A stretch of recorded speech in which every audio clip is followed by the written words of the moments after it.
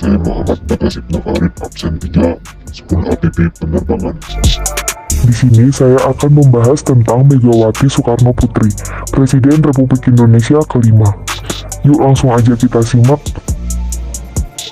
Presiden Republik Indonesia kelima, Megawati Soekarno Putri, lahir di Yogyakarta pada tanggal 23 Januari tahun 1947.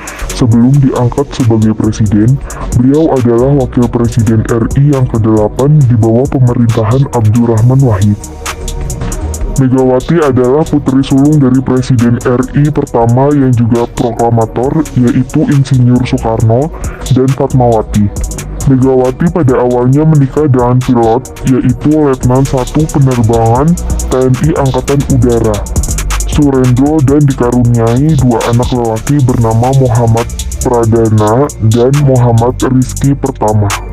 Pada suatu tugas militer pada tahun 1970 di kawasan Indonesia Timur, pilot Surendro bersama pesawat militernya hilang dalam tugas. Derita tiada tara, sementara anaknya masih kecil dan bayi. Namun, derita itu tidak berkepanjangan. 3 tahun kemudian, Mega menikah dengan pria bernama Taufik Kemas, asal Ogan Komering Ulu, Palembang. Kehidupan keluarganya bertambah bahagia dengan dikaruniai seorang putri Puan Maharani. Kehidupan masa kecil Megawati dilewati di Istana Negara. Sejak masa kanak-kanak, Megawati sudah lincah dan suka main bola bersama saudaranya yaitu Guntur. Sebagai anak gadis, Megawati mempunyai hobi menari dan sering ditunjukkan di hadapan tamu-tamu negara yang berkunjung ke istana.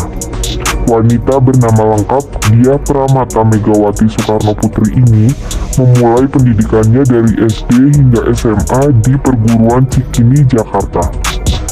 Sementara ia pernah belajar di 2 universitas, yaitu Fakultas Pertanian Universitas Pajajaran Bandung dan Fakultas Psikologi Universitas Indonesia pada tahun 1970 sampai 1972. Kendati lahir dari keluarga politisi jempolan, Mbak Mega, panggilan akrab para pendukungnya, tidak terbilang piawai dalam dunia politik. Bahkan, Megawati sempat dipandang sebelah mata oleh teman-teman dan lawan politiknya. Beliau bahkan dianggap sebagai pendatang baru dalam kancah politik, yakni baru pada tahun 1987. Saat itu Partai Demokrasi Indonesia atau PDI menempatkannya sebagai salah seorang calon legislatif dari daerah pemilihan Jawa Tengah untuk mendongkrak suara. Masuknya Megawati ke kancah politik berarti beliau telah mengingkari kesepakatan keluarganya untuk tidak terjun ke dunia politik. Trauma politik keluarga itu ditabraknya. Megawati tampil menjadi primadona dalam kampanye PDI. Walau tergolong tidak banyak bicara, ternyata memang berhasil. Suara untuk PDI naik dan beliau pun terpilih menjadi anggota DPR atau MPR. Pada tahun itu pula Megawati terpilih sebagai Ketua DPC PDI Jakarta Pusat. Tetapi kehadiran Mega di gedung DPR atau MPR sepertinya tidak terasa. Tampaknya Megawati tahu bahwa beliau masih di bawah tekanan. Selain memang sifatnya pendiam, beliau pun memilih untuk tidak menonjol mengingat kondisi politik saat itu. Maka beliau memilih lebih banyak melakukan lobby-lobby politik di luar gedung perwakilan rakyat tersebut. Lobby politiknya yang silent operation itu secara langsung atau tidak langsung telah memunculkannya terbitnya bintang Mega dalam dunia politik. Pada tahun 1993, dia terpilih menjadi Ketua Umum DPP PDI. Hal ini sangat mengagetkan pemerintah pada saat itu. Proses naiknya Mega ini merupakan cerita menarik pula. Ketika itu Kongres PDI di Medan berakhir tanpa menghasilkan keputusan apa-apa. Pemerintah mendukung Budi Harjono menggantikan Sorjadi. Lantas dilanjutkan dengan menyelenggarakan kongres luar biasa di Surabaya. Pada kongres ini nama Mega mulai muncul secara telak mengungguli Budi Harjono, kandidat yang didukung oleh pemerintah itu. Mega terpilih sebagai ketua umum. Kemudian, status Mega menjadi Ketua Umum PDI dikuatkan lagi oleh Musyawarah Nasional PDI di Jakarta. Namun, pemerintah menolak dan menganggapnya tidak sah. Karena itu, dalam perjalanan berikutnya, pemerintah mendukung kekuatan mendongkel Mega sebagai Ketua Umum PDI.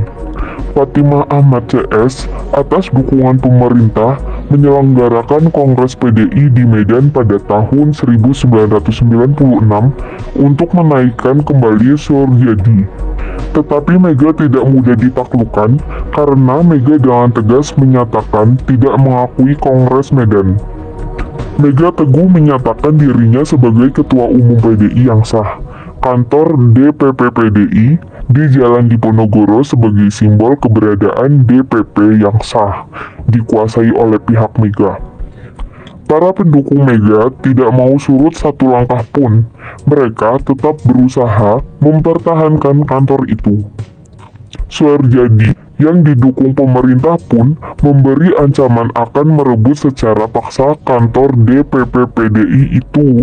Ancaman itu kemudian menjadi kenyataan.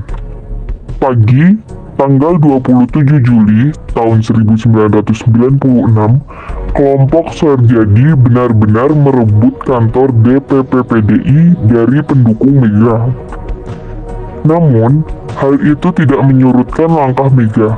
Malah, dia makin mantap langkah mengibarkan perlawanan. Tekanan politik yang amat telanjang terhadap Mega itu mengundang empati dan simpati dari masyarakat luas. Mega terus berjuang, PDI pun menjadi dua, yakni PDI pimpinan Megawati dan PDI pimpinan Suryadi. Masa PDI lebih berpihak dengan mengakui Mega, tetapi pemerintah mengakui Suryadi sebagai Ketua Umum PDI yang sah. Akibatnya, PDI pimpinan Mega tidak bisa ikut pemilu pada tahun 1997. Setelah rezim Orde Baru tumbang, PDI Mega berubah menjadi PDI Perjuangan. Partai politik berlambang banteng gemuk dan bermulut putih itu berhasil memenangkan pemilu pada tahun 1999 dengan meraih lebih 30% suara.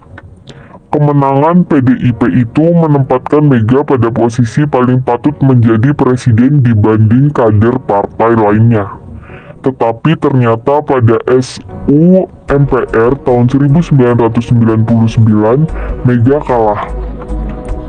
Tetapi posisi kedua tersebut rupanya sebuah tahapan untuk kemudian pada waktunya menetapkan Mega pada posisi sebagai orang nomor satu di negara ini. Sebab kurang dari 2 tahun, tepatnya tanggal 23 Juli 2001, anggota MPR secara aklamasi menempatkan Megawati duduk sebagai Presiden RI kelima, menggantikan Kiai Haji Abdurrahman Wahid. Megawati menjadi presiden hingga 20 Oktober tahun 2003. Setelah habis masa jabatannya, Megawati kembali mencalonkan diri sebagai presiden dalam pemilihan presiden langsung tahun 2004. Namun, beliau gagal untuk kembali menjadi presiden setelah kalah dari Susilo Bambang Yudhoyono, yang akhirnya menjadi presiden RI ke-6. Sekian untuk pembahasan kita kali ini, semoga bermanfaat untuk kalian semua.